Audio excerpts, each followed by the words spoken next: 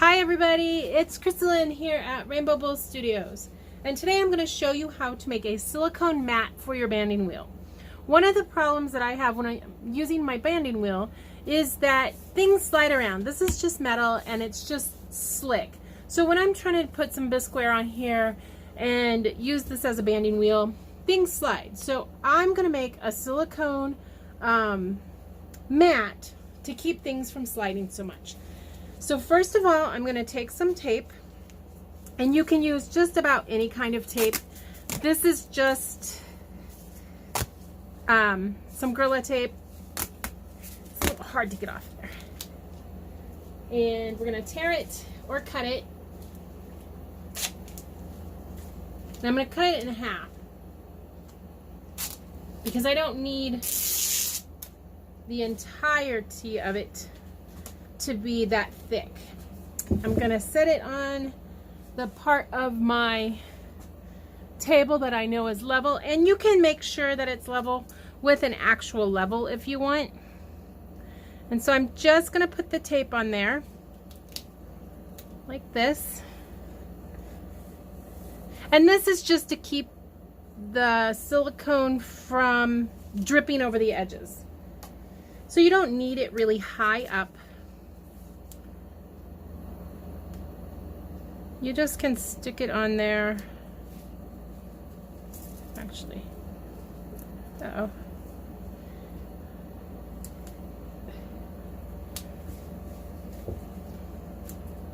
Just like that. And my little kitty killer, she might come to help us out.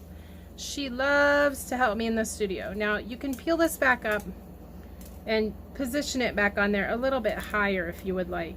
So it's just a matter of getting it on there just right.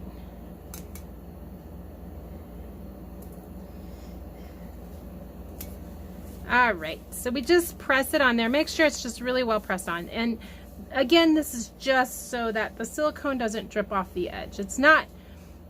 We're not gonna build the silicone up really high. So it's just on there nice and good, just to keep it from dripping off.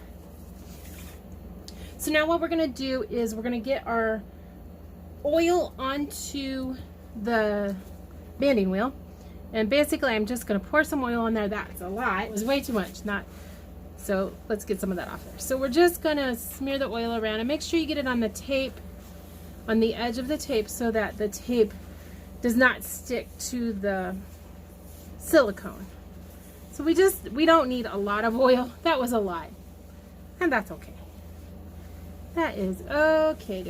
So we're just going to get it on there. And with these Shimpo Nidec banding wheels, I do find that some of the color comes off when you're doing this. And, you know, it just happens. I find that the color comes off on the Shimpo Nidec wheels anyway. So, all right, we have this all the way on here. We have the tape really stuck down really well. Now we're going to start measuring our silicone. Uh-oh. Paper towels everywhere. We're going to start measuring our silicone, and we're going to be using 100 grams of part A, and this is Mold Max 29 NV. This is the part A. I've already stirred it up, so we're going to get the lid off of here, and the ratio is 100 to 10. So 100 part A, so this is going to be 100 grams of part A to 10 grams of part B. So we're just going to put 100 grams in there. And 100 grams is plenty to cover this. Now I could do like 110 if I wanted to, just because that way I don't have to take any out, but well, I'm gonna have to take some out. I'll just do 100. So the ratio is 100 to 10, so I'm gonna take out a bunch, and then we'll put some more back in. So 100.4, so we're pretty close. We're pretty dead on. So I'll just take a little bit more out until it just reaches to 100. And if it's 0.1 or 0.2 grams over. Not a huge deal, but you don't want it a gram over. That, you know, you don't want that.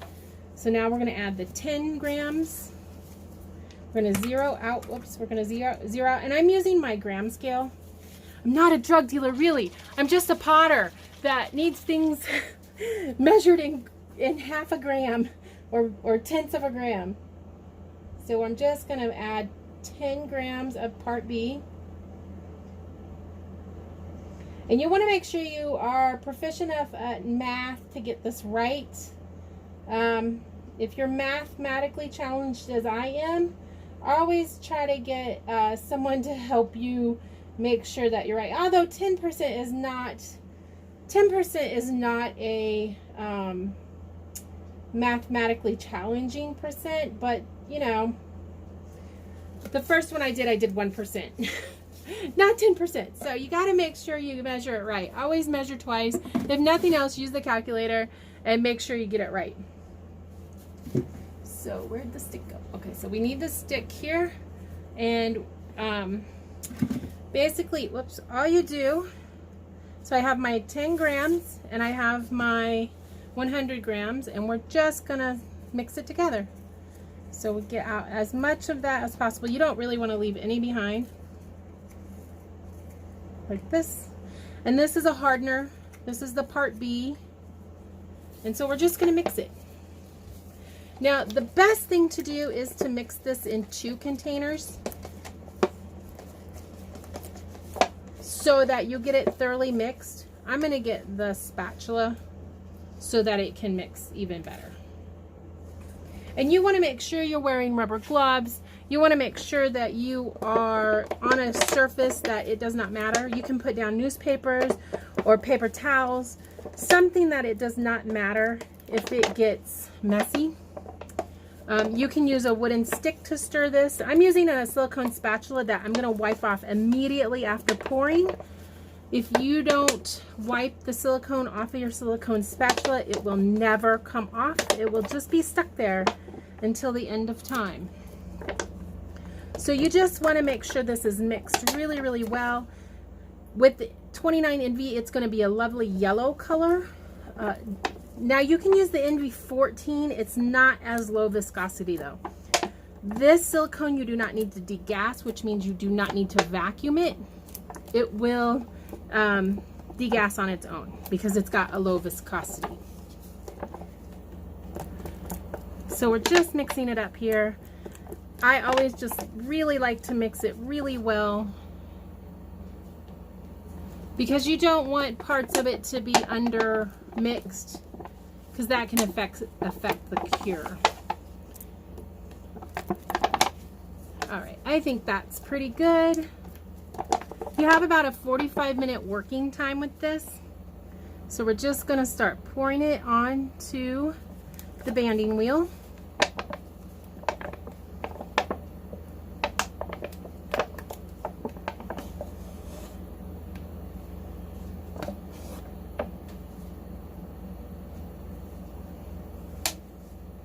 Just like that, and there's a lot of bubbles in there, but we're going to get those out. So now I'm going to get as much of that silicone out of there as I can, just because you don't want to leave any behind, and because I used only 100 grams for this project. Now I don't know if you can buy this on Amazon or not. I ordered it from my pottery supply house because they order latex products from Smooth On, so they're able to order any Smooth On product that you need at Marjan's. But for your purposes, that if you don't have a pottery supply house close by, you can always order it straight from Smooth On itself, and you can order it in a pint, or you can order it in, I think that's a gallon container. So now we're gonna smooth it out. I'm gonna I have the paper towels there to make sure that I wipe off. Everything I'm using is disposable except for the spatula. So now I'm just gonna spin this around and spread it out all over the whole banding wheel. You don't have to do the whole banding wheel. You can do like only up to here if you want, but I'm gonna do the whole thing. So I'm just spreading it out. It's nice that with the banding wheel, with the tape on it, you can go all the way to the edge. So I'm just smoothing it out.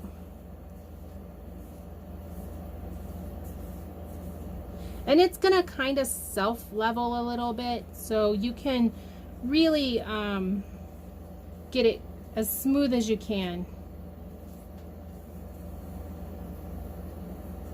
Because it's pretty self-leveling on this. Oh, there's something in there. Oh, it looks like an eyelash. So if you find that you get something in there, you could, or like a hair, maybe it's a cat hair, or maybe it's my hair, you can just pull it out. Because you have a fair amount of working time with this. So now I'm just going to try to get that even at least on the inside there. It takes a little bit of fussing to try to get it as even as possible. But the nice thing about the banding wheel is that you can kind of spin it and level it out because of the force.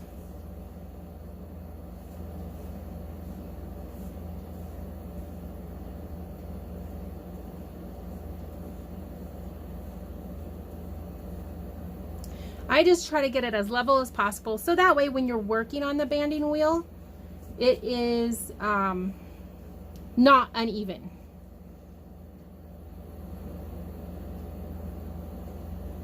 And again, like I said, this is mostly self-leveling, so it's gonna, you know, if you leave it, it's gonna level out.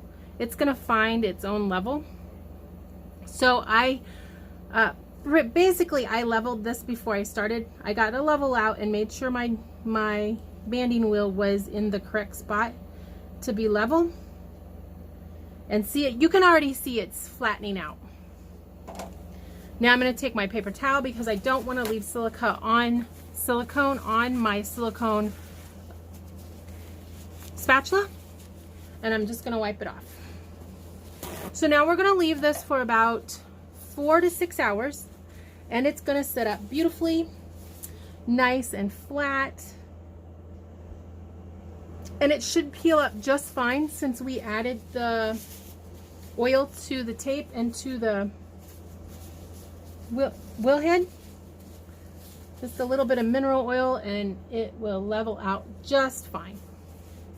So there you have it. That's how you make a silicone mat for your banding wheel. I hope this video was really informative and helpful, and check out my website, Rainbow Bowl Studios, and don't forget to subscribe.